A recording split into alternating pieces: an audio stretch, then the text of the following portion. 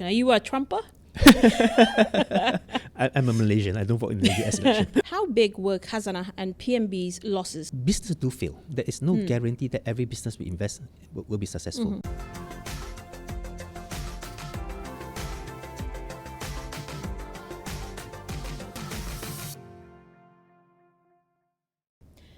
Hello and welcome back to another episode of Beyond the Headlines, your one-stop for all the top stories that made the week's headlines and more. I'm Hazween Hassan. Now, the 43 million ringgit in investment losses recorded by sovereign wealth fund Khazanah Nasional and National Investment Management Company Permodalan Nasional Berhad or PNB following its sale of e-commerce platform FashionValet has prompted an investigation by the Malaysian Anti-Corruption Commission looking into the investors' governance and handling of public funds. On Tuesday, the MACC raided FashionValet Sdn Berhad's flagship store in Bangsa. The Finance Ministry, Khazanah and PNB as part of its probe. The following day, FashionValet co-founders Datuk Fazaruddin Shah Anwar and wife Datin Vivi Yusof were called up for questioning by the MACC.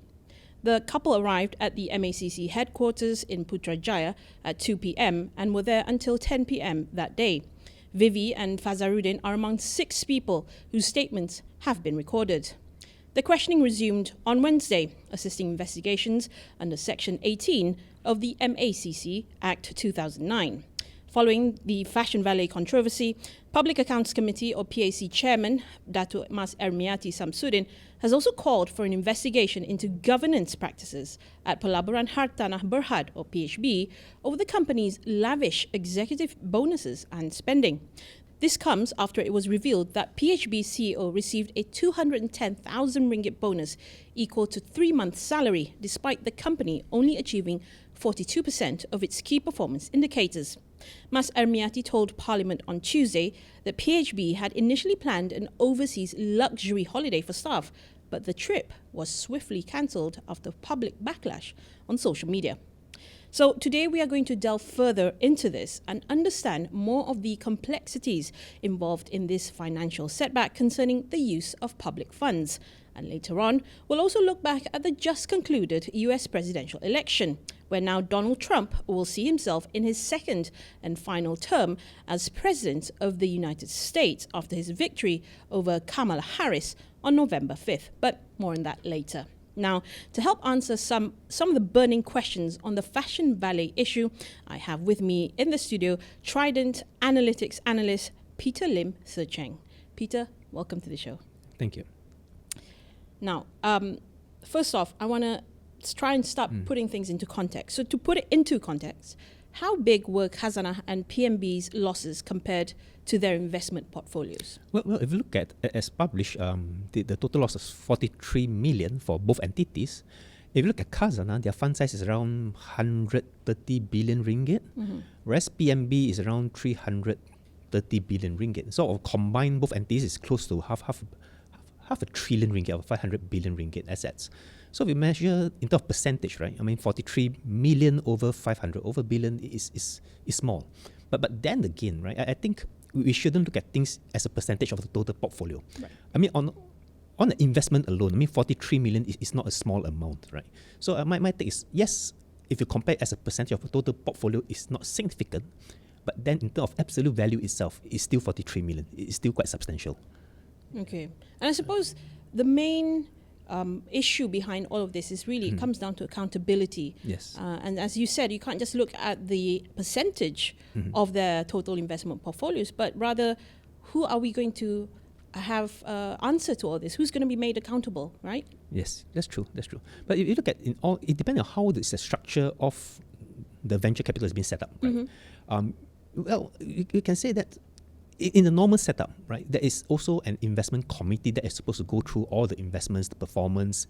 There's also a monetary division that actually monitors the performance per se. So it's not a single person's responsibility. There is a lot of committees within a standard VC setup that actually will go through and monitor all these investments. Right. And since it involves a sovereign fund here. Of course, there's been a lot of discussion about how investment by sovereign funds like Khazanah, for example, differ from individual companies.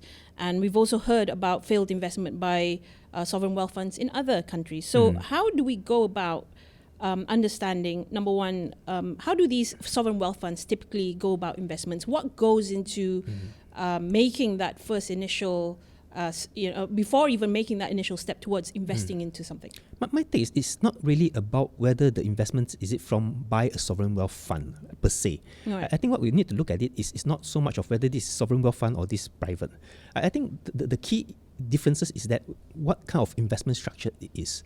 Let's say this unlike those normal equity investments, right? These are more of what we call as a private equity or even venture capital structure. Right. So private equity and venture capital structure can be either being invested by a private enterprise or private fund and also a sovereign wealth fund. So what I'm trying to say is the current issue is not so much of this being done by a sovereign wealth fund and then the structure is different from other funds. I think what at being the fundamental issue is this is a private equity and a venture capital fund structure, which differs from a normal equity fund structure. I'm not sure you get what I'm trying to say.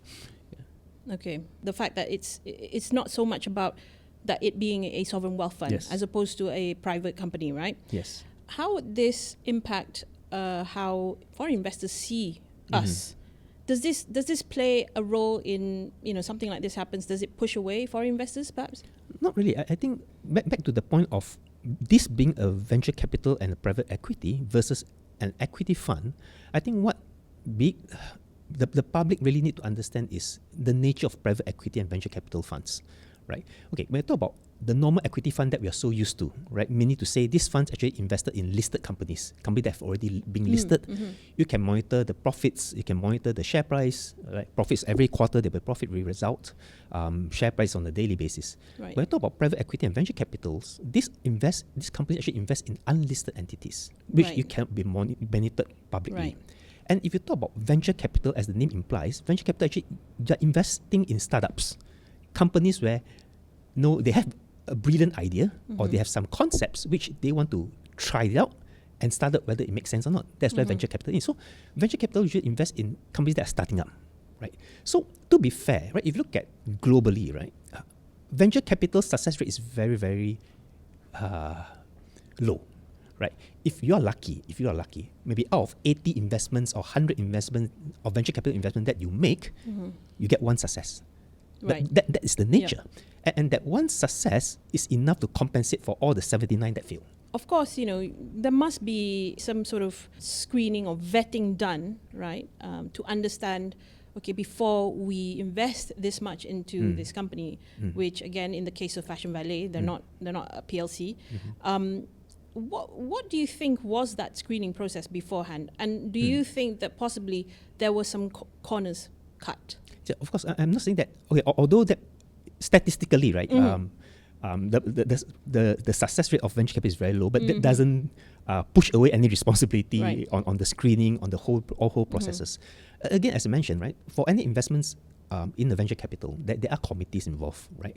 So there will be the concept being proposed to a committee, where the investment committee likes the idea. And if they like the idea, there'll be more due diligence being done on the business operations, on the business model, on the financial projections, etc. And when they started to invest in it, then there'll be a monitoring process, right? Constantly, be it a monthly process or even a quarterly process, which constantly monitors this process. Right. So the question is whether has this been done, in lack of better word, properly, or has this been done in a more detailed manner? All this constant due diligence, right? So, for instance, if before investment there is a financial papers being presented, right? There is a forecast by year one, and so we'll do this, by year two, and so we'll do this, right? Okay. So has there been a process where we measure that between what they forecasted and what is the actual result, the divergence of it? And if there's a divergence, did we actually take the effort to actually find out what caused the divergence? Is it because of too optimistic forecasts or because industry changes, etc., etc.? Right. So if the divergence is widening year by year, right, then something has to be done. Whether to take action earlier, change of business strategy, or cutting the losses by just shutting it off rather than just keep employing more and more money into it. Right.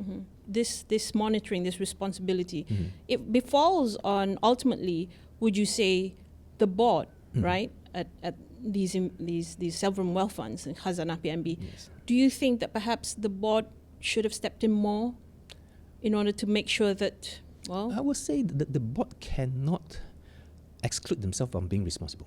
Although there is an investment committee per se, but ultimately investment committee reports to the board. Okay. Yeah. Okay.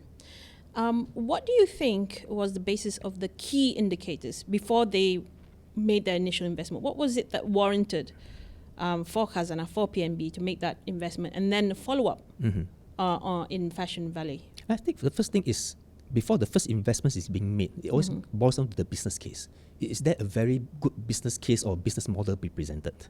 Okay. Right. Does it make sense? Is it something that is sustainable, or is it something that something unique that you can actually carve a position for yourself in the industry? Okay. So once, if assuming the committee that I like the idea, we think it's sustainable, most people voted for it, go ahead. Then after that, that's where the monitoring process comes in. Right. Okay. Going back to a few years before all of this started blowing up and the losses were recorded, during the pandemic, many online businesses actually, as opposed to what FashionValet reported, they were doing really well. Many online businesses soared throughout because, given the nature of people being in lockdown, a lot of people spent money online. Why wasn't it the same though for FashionValet? I mean, clearly, in hindsight, the investors would have probably thought about this, right, before investing? Yeah. Well, again, I'm just giving a very fair perspective, right? I mean, I'll explain. During even a economic boom period, right, there are companies that fails. Okay. Even when during a period where it's a recession, there are companies that succeed. So even during the pandemic where everything moved to online, it's no sure guarantee that every single business that goes to online will succeed. I mean, that's one perspective of it. But of course, I totally agree with you, right? During the pandemic, if the numbers are not showing, where everybody is doing so well in online sales, whereas this one is not doing so well, I think that warrants a big question mark that the committee should have just asked this $1 million question. What went wrong? Why is everybody gaining sales and you're not? Okay.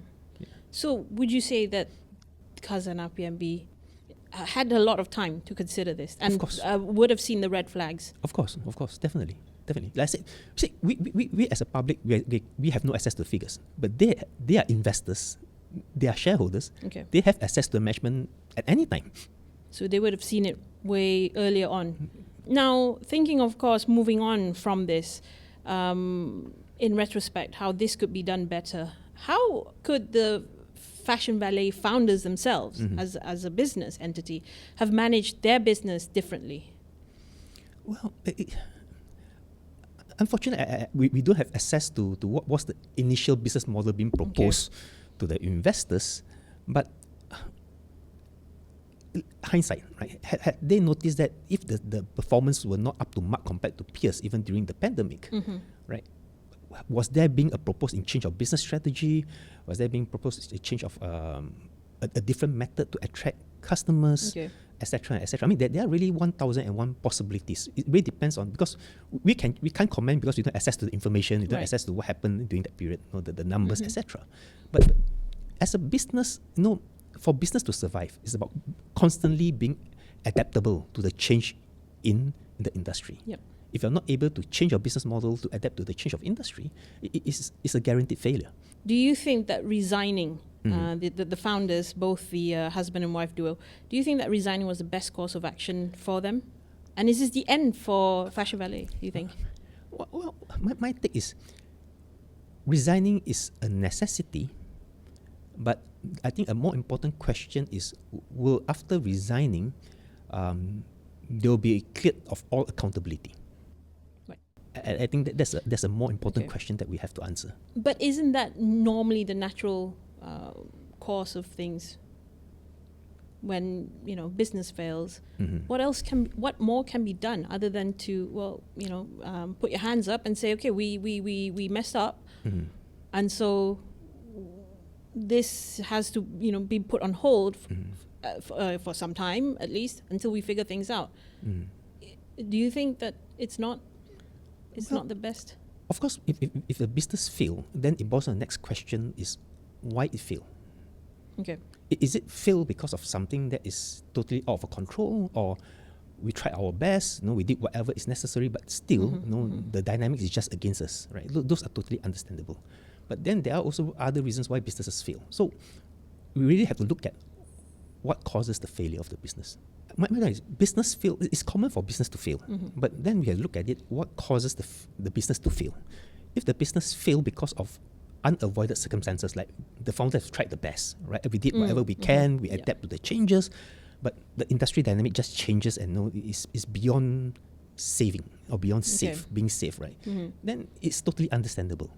But there could be possibilities where the business fail is not, well, in a lack of better word, not natural, maybe. Okay, understood, yeah. In a sense, So it comes back now to obviously the investors. Yeah. Because they're the ones making the first move here. So when it comes to investors, we have to talk about governance, right? So again, in hindsight, what governance practices should there be to review and mitigate risks of public funds here? Because, there's Khazanah PNB invested in ventures like FashionValet, which is considerably small given, the grand scheme of things. Yeah. I think it still boils down to the investment committee. Right, the most important role is actually by investment committee, because they are the committee that actually have to constantly review, monitor, and decide on all the investment that they have made. Right. Yeah. Regardless of sizes, it can be 5 million investments, it can be a 10 million investment, but it is as long as they have put an investment in, right? I think the burden of responsibility actually falls on the investment committee to ensure that all the investment they made, regardless of size, they have to constantly monitor their performance and make decisions constantly. And moving forwards, a wealth fund like Khazanah Nasional, what more should they be looking to invest in? I mean, of course, there's a lot in their investment portfolios. They cover quite a different number of types of businesses. They invest, like you said, when talking about venture capitalists here, they invest in startups. So, the list is endless. But what should maybe, moving on from this and learning from this lesson, what should they look towards to now? Maybe should they forget about fashion for a while, the e-commerce platform for a while, move on to something else maybe? Well, if you look at things in perspective, right? I mean, we will have this perception where, talk about fashion, right? We have the long-standing brands, like for instance, your Nikes, sports, right? Well, your take sports for instance, your Nikes, your Adidas, your Puma, etc., right? You think that, well, you got all these well-established brands, it's very hard for another newcomer comes in. Then you have Under Armour that appears in the last few years. Right. So what I'm trying to say is, it doesn't mean that this failure in the fashion scene, right, warrant a total closure of their future exploration into this area. Okay. Right. I think that shouldn't be the case, right? There's always, it really, again, it boils down to business case. If that is a future, there's a business case that also involves fashion industry. But if the business proposal is very good proposal, which makes sense and make business sense and is viable, then I don't see why shouldn't they get involved in fashion again. Okay. Yeah. Talking about a good proposal, right? So in the last 5 years, FashionValet recorded straight losses for 5 years. So obviously, I'm guessing you would be able to see immediately, if you were to see a proposal, you would be able to project that, right? But what then now makes a good business proposal, whether it's a small startup, whether it's fashion, what then makes a good business proposal? What makes it stand out, so that we can then understand what sort of investments are riskier than others? Okay, to be fair, you see, what we only know is FashionValet make 5 years of losses. But what we don't have is just thinking out on the other side of the coin, right? It could be a scenario where the losses are narrowing. Okay. Right? That could be a good business case, right? Because we only know that they make 5 years of losses, but we don't know the trend of the losses. Of course, if the losses are widening year after year, that's a big red flag. But it could be a case where, I said we have no access to information, right? It could be a case where, the losses have been narrowing. So it could be that when you look at the case A, the losses have been narrowing. It may not be a bad case where you may turn around in the 6 or 7 year, suddenly start to report profit. It could be, right? Okay. Yeah. But that 5 years should be enough time to see. how it's going to go? Not really. I mean, I think most talk about case is the case of Alibaba in China. Okay. Remember, right? When they first started, they refused to charge customer any fees. So it's a zero fee business model. So there's only expenses because they need to set up the servers, they need to pay their workers. So very famously, the CFO once told the founder that we need to start charging on the fifth year. Okay. The founder said, no, hang on, we are still not charging yet. Yeah. Right. So it baffles the CFO that time. Right. But it was only much few years later, then they only start charging investors. So his idea at that time was he wants to build the customer base first. So when things are free, you're able to build that customer base. Right. So there is no hard and fast rule saying that if you make losses in the 5 years, you're a bad business. You have a bad business model. It really depends on the whole holistic model that was being presented. Like in the case of Alibaba, they could have made 10 years of losses. But imagine the day they start charging, on the 11th year, the whole thing turned around. There's another fast food chain in Malaysia, which I can't name sensitivity, right? I was told that they actually make losses in the first 12 years in operation. But on the 13th year, where they start to make profit, that profit covers for all the losses of 12 years. So what I'm trying to say is, a good or bad business model, it cannot be measured by the year of losses. Okay. Yeah. Right. At any point, do you think they could have managed to turn this around? Again, because we have no preview to the Sure. to what was their business structure, right. business model, business strategy. We can't really comment on that. Yeah. In the funds that you've managed yourself, how likely is it that after a business for 5 years posts straight losses and then manages to turn around and actually record profit? Does that happen often?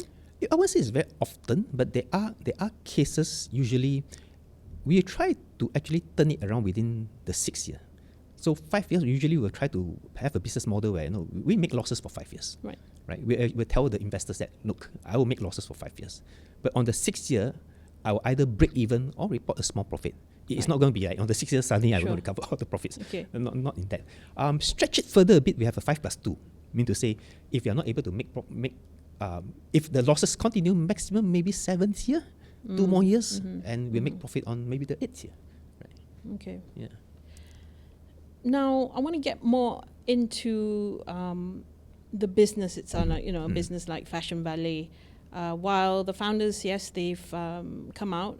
Briefly, they put up something on social media.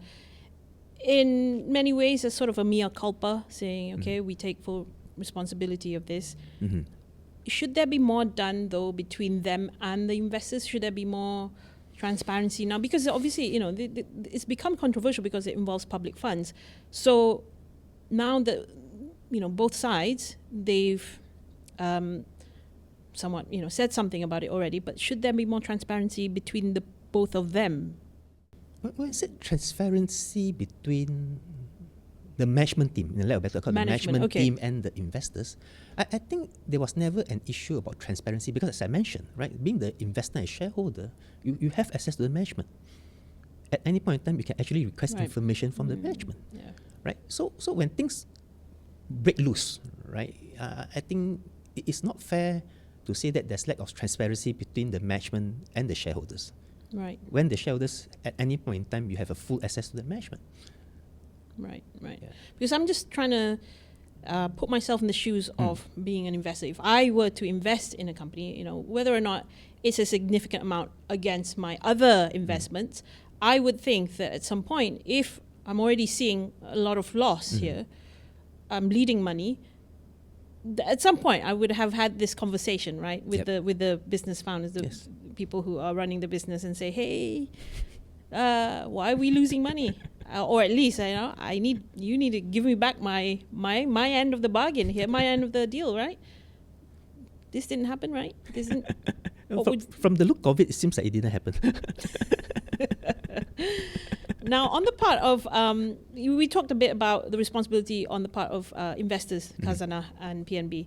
What about governance at FashionValet? Because one of their board of directors, Irene Omar, actually recently, she came out on a podcast, and she was talking about, she was defending basically, what happened to FashionValet. She said that, well, this is what business is. Sometimes you lose some, sometimes you win some. So she was very much standing her ground, saying what happened to FashionValet and the losses reported. This is just something normal. This is a day-to-day sort of thing in business. And in a way, she was saying that the criticism levied against them were a bit too harsh. What's your thought? Because she has again, we're talking about governance. She's on the board. Could there have been more responsibility on her account? No, that's what I mentioned. Business do fail. There is no guarantee that every business we invest will be successful. As mentioned, as long as the management team and even the board have done whatever they can. Okay. Right?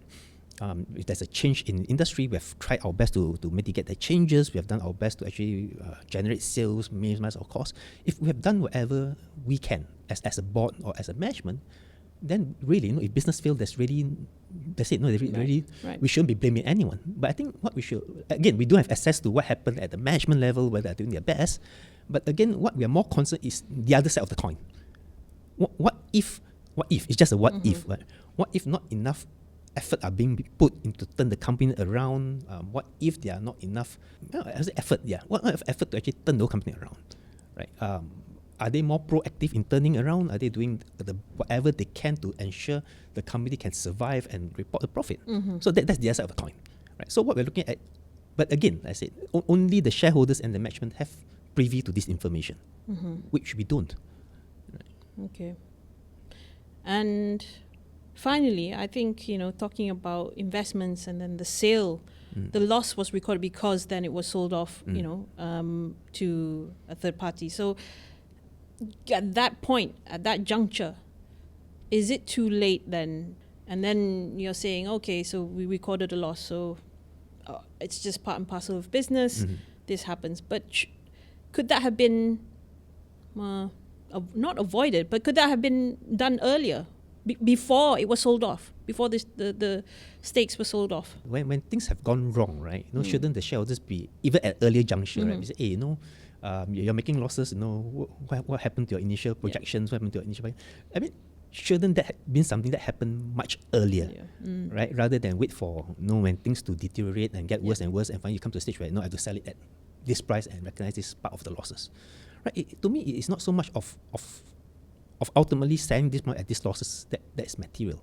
I think again, it's still, were there enough processes to actually monitor this investment? Were there enough due diligence that got involved in actually managing this investment that they make into it? Right? Were there enough effort being used to actually make sure that this investment that they made, regardless of the size, again, I said, because the issue is it may be seen as too small as a percentage of overall fund size. Right. But as I mentioned at the very, very beginning of this session, that we shouldn't look at it as a percentage. We must look at absolute value. Right? As a percentage, this is only 0.0 something of my portfolio. It's nothing. But 40 over million is 40 over million. It's not a small amount. Right? That's true. Okay, so it does have to come back to responsibility, taking account, and also doing enough due diligence, right, before making these sort of investments. Yeah. Ultimately, I was thinking that responsibility will fall into both the management and also the shareholders. We cannot just put on the blame, it's the management fault, because as a shareholder, it's also your responsibility to make sure your investment perform. And if your investments haven't been performed for the last 3 years or 4 years, why wait until the 5th year to realize, hey, this is not right, let's sell it off at this amount. Right. Well, thank you, Peter, for your insights on that. I hope you can stay on for our second segment, because we're going to do that in just a bit. So everyone, stay tuned. We have the US presidential election and Trump's major win over Kamala Harris still coming up. Don't go anywhere.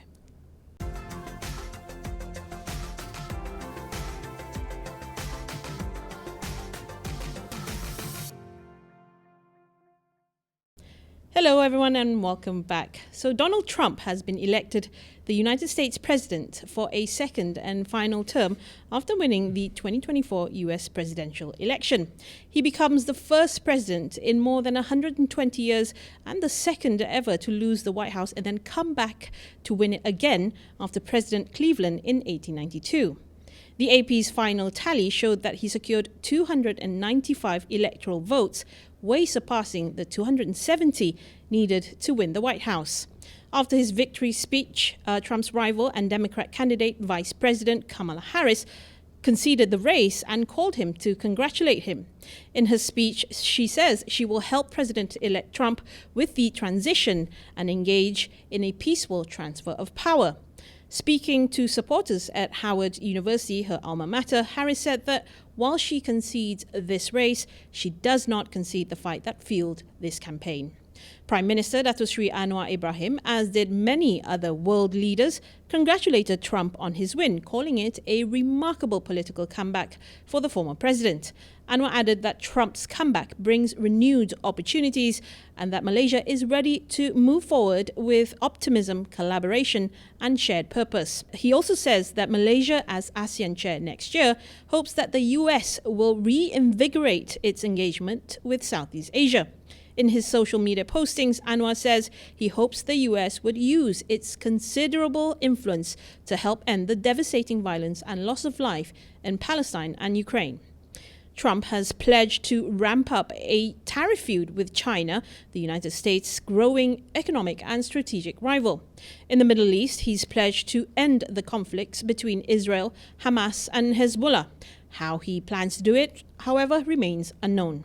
Trump has also vowed to end the Russia-Ukraine war within 24 hours of taking office, something Ukraine and its supporters fear would be on favorable terms to Moscow.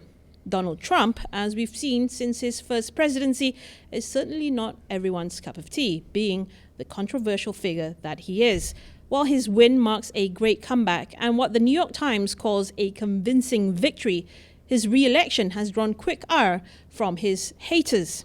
Many Democrat voters, including Hollywood celebrities, took to social media to share their reactions. Actor John Cusack wrote, "The fact that the country would choose to destroy itself by voting in a convicted felon rapist and Nazi is a sign of deep nihilism, to put it mildly." Whoopi Goldberg refused to say Trump's name while on the show The View early Wednesday, while co-hosts Sunny Hostin and Joy Behar said they were profoundly disturbed and vehemently disagree with the decision that Americans made.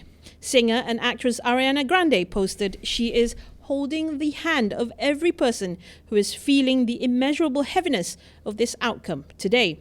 Billie Eilish, who vocally supported Vice President Kamala Harris, called Trump's victory a war on women.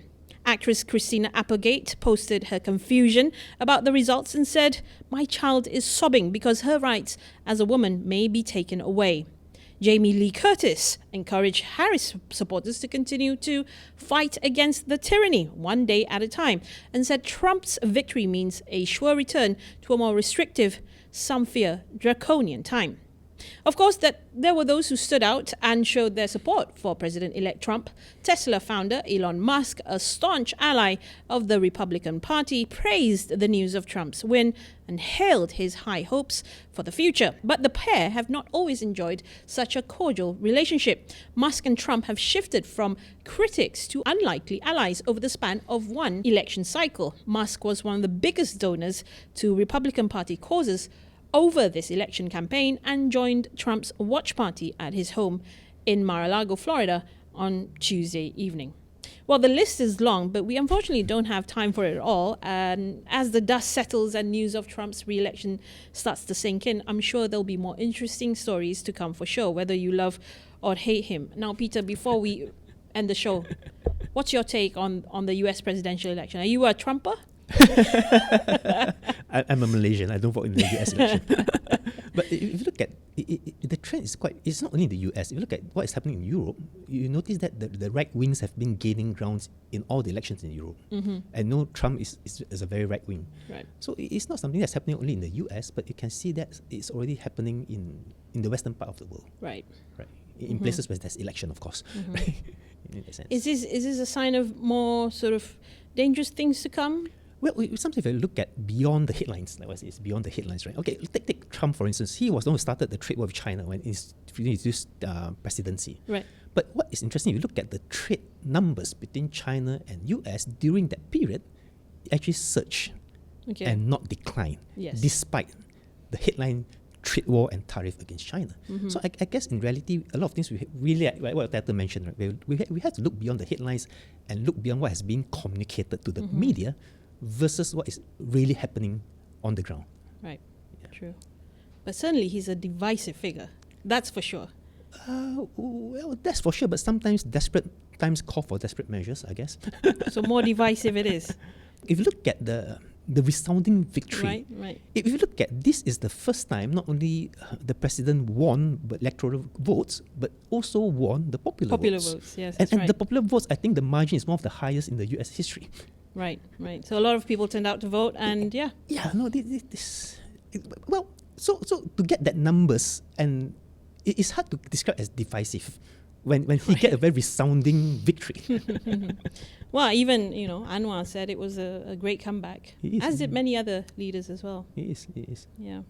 Well, certainly a lot to look forward to from that just concluded election in the US. And again, here, especially for our relations with the US. Thank you so much, Peter. Thank you. Again, for making time with us here on Beyond the Headlines. I look forward to having you back on the show. Sure. soon. Thank you very much. Pleasure. Well, for those of you who have been watching, if you enjoyed this episode, hit that like button and subscribe to our YouTube channel, this channel you're watching this episode on right now, at NSD Online. Don't forget to also follow us on all the social media platforms. We're on Facebook, Instagram, and X at NSD Online for more news and updates. That's all for this week's Beyond the Headlines. I'm Hazween Hassan, and until the next one, it's goodbye.